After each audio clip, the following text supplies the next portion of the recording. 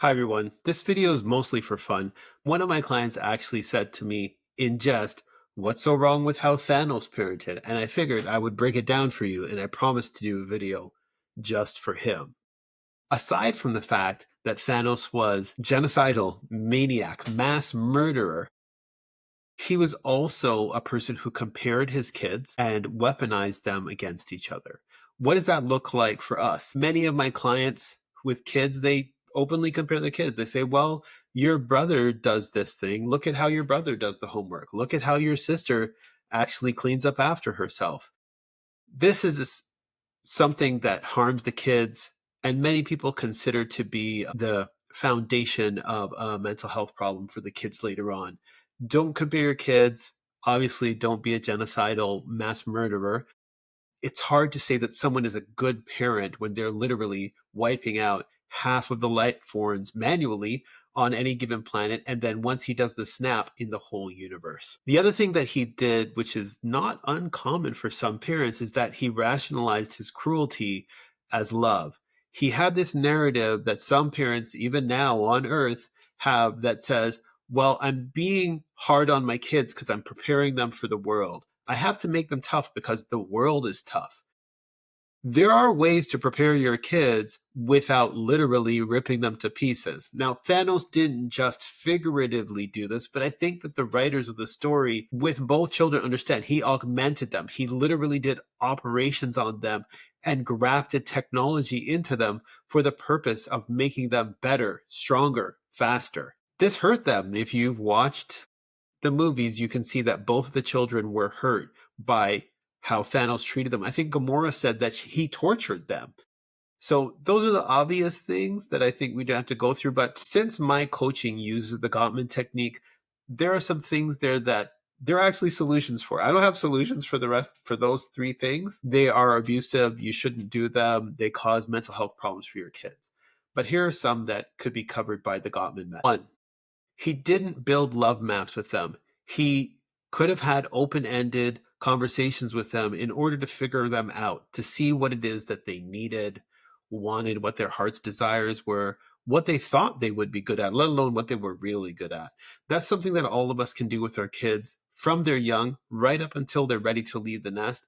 We should have open ended conversations with them. Number two, he used fear instead of fondness as a motivator. So the example of that typically, especially in conflict, is to catch people doing something that they're good at.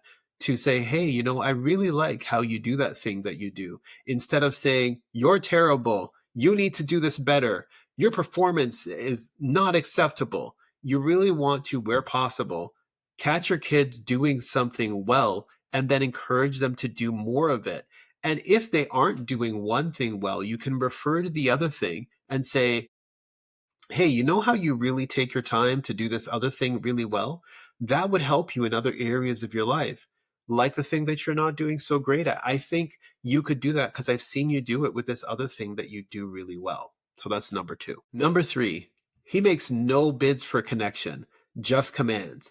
Some of us do this in our lives. We have chores that our kids have to do, we have grades that they have to get, but we don't make any bids for connection. Sometimes, especially when our kids are going through a prickly time, or if we've had difficulty with them, we can't go face to face with them. It's very difficult for them to have a conversation where we're talking to them. So, a tactic I get parents to use is to come along beside them and do something that you know they like. Note I didn't say something that you both like.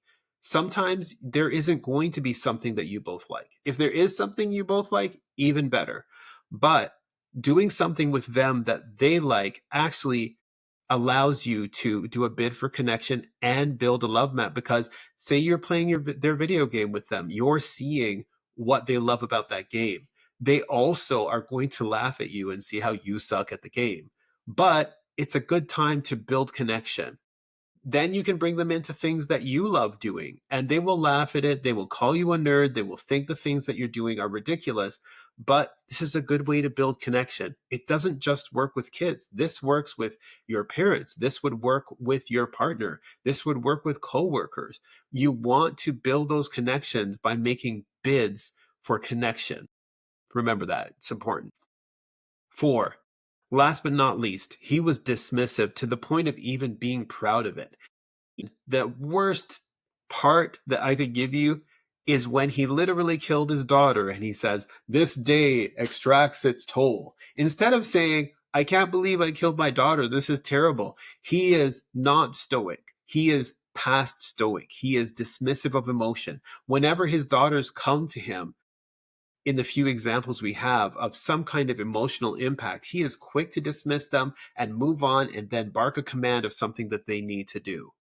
So, Thanos, not a great parent to emulate. You might want to think about how you're emulating Thanos in your own parenting style because you may not realize you're doing it.